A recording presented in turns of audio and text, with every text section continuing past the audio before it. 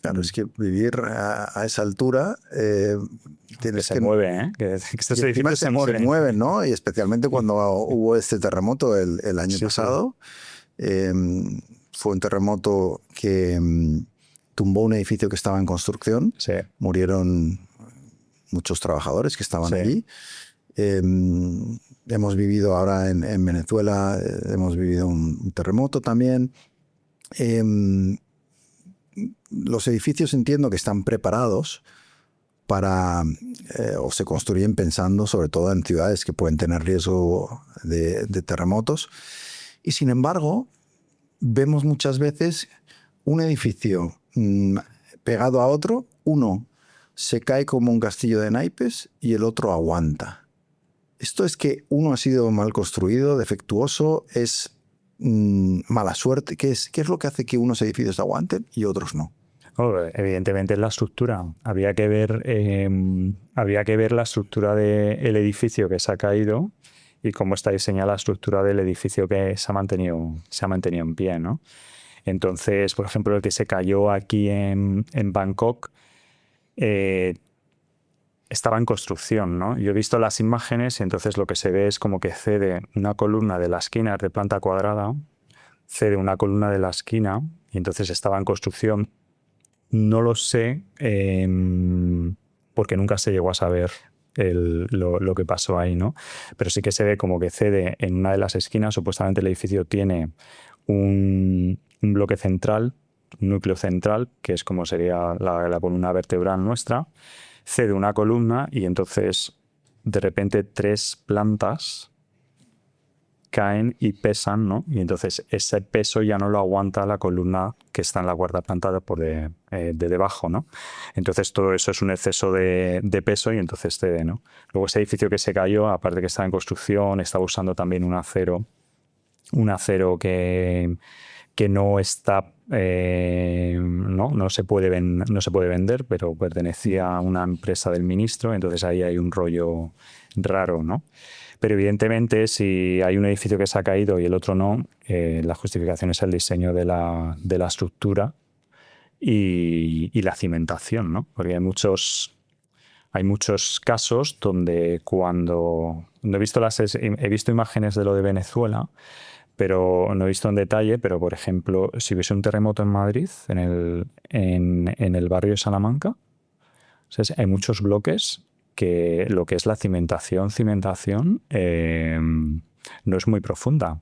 Entonces simplemente se aguantan porque están tocándose los unos a los otros, ¿no? Entonces el momento en el que si uno fallase, pues eso Se sería un caerían poquito todos. como naipes, ¿no? Entonces O sea, esa parte de aquí podría ser un poco así. Sabes que la cimentación está un poquito floja y se está apoyando en lo que es la construcción de al lado y entonces el momento en el que tú lo mueves, pues eso puede acceder, ¿no? Entonces iríamos a lo que es la estructura. las ciudades españolas urbanísticamente no están preparadas para terremotos. Ay, no puedo hacer. No puedo Bueno, hacer has dicho el barrio de Salamanca, pero El barrio de se nos Salamanca, van a asustar la sí, pero el gente. barrio de Salamanca es que lo conozco porque yo vivía ahí Sí, pero que y la gente ahora que paga 3, 4 millones de euros por un piso en el barrio de Salamanca, que sepan que si hay un terremoto hombre, no va a las cosas aguantar. como son. Yo vivía ahí, bueno, terremoto no creo que llegue, no somos zona sísmica, entonces no creo que llegue tan potente. Tampoco lo era Bangkok, Ya hasta por que el eso. año pasado lo hubo.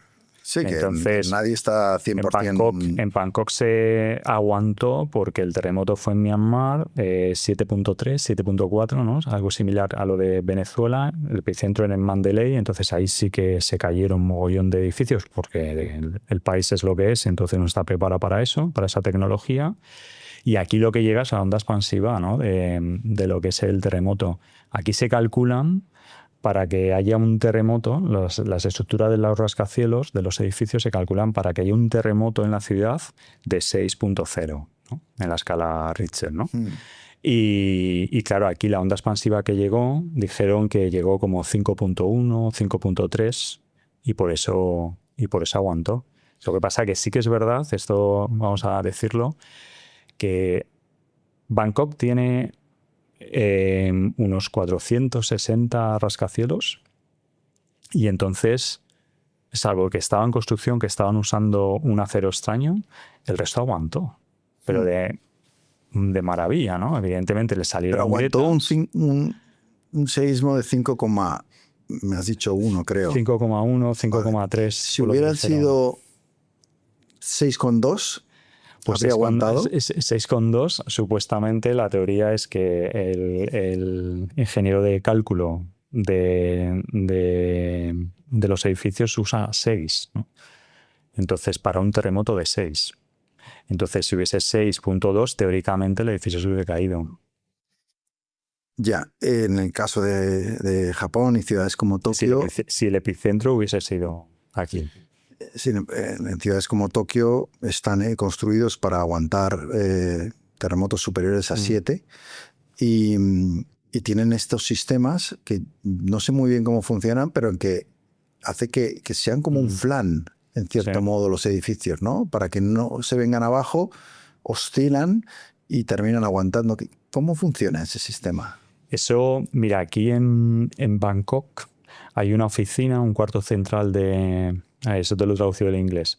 Un cuarto central, un centro de oficinas principal de una constructora japonesa.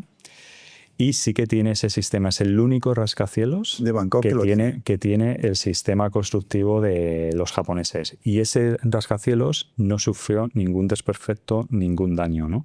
El resto sí, pues las grietas de lo que son las juntas de los materiales, de la estructura con la arquitectura. Y entonces el resto sí que lo tuvieron. Ahora esa empresa no acepta más trabajos porque no dan más abasto, ¿no? Todo el mundo quiere... Todo el mundo quiere esa tecnología y entonces creo que han anunciado en su página web, me dijo mi mujer, de que no pueden pillar más trabajos hasta el 2027, final de 2028, una cosa así.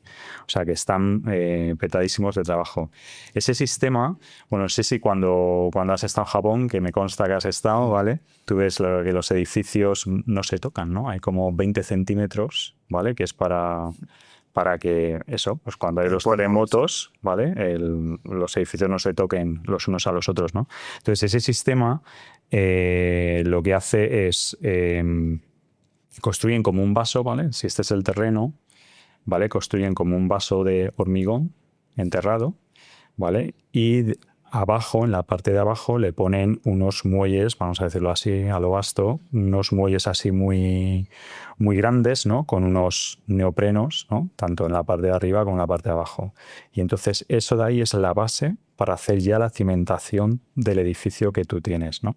Entonces eso quedaría, pues, haciéndolo así, gráficamente, el edificio lo construiría dentro del vaso y entonces si el vaso se mueve, los muelles lo que hacen es mitigar el movimiento y entonces el edificio apenas se mueve, ¿no?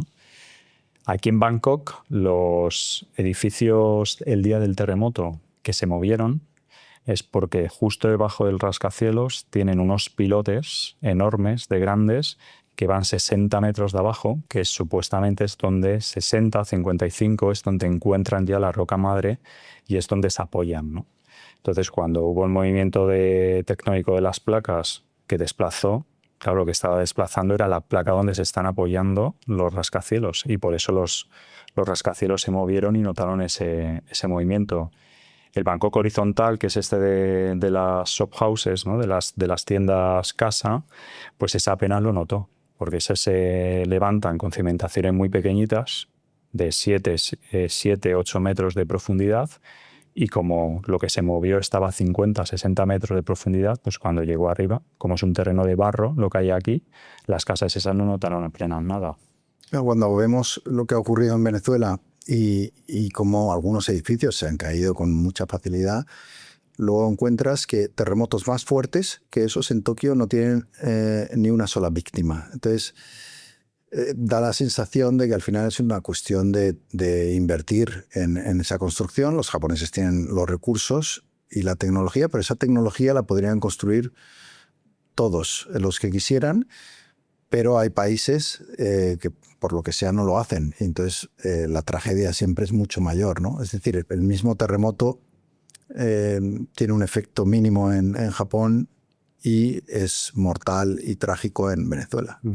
La parte yo la parte de Latinoamérica no la conozco, no la he visitado, pero sí que es verdad que muchas veces nos vienen estas noticias de los terremotos de allí, ¿no? Y se siguen cayendo construcciones, ¿no? Japón, ¿no? Históricamente tiene bastantes terremotos y sí que han puesto mucha atención en solucionar ese problema, ¿no?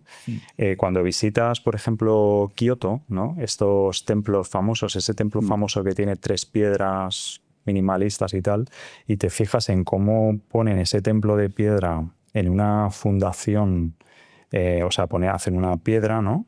Ponen una piedra y luego ponen ya la pata de madera, y esa piedra tiene un circulito, que es lo mismo que he explicado antes del rascacielos, pero a una escala mucho más pequeña, y ya tenían ese sistema, ¿no? Le ponían una capa de arena, entonces cuando se movía ese templo de piedra por el terremoto, pues está vibrando y con una capa de arena la piedra bloquea todo el movimiento de la pata de madera, ¿no?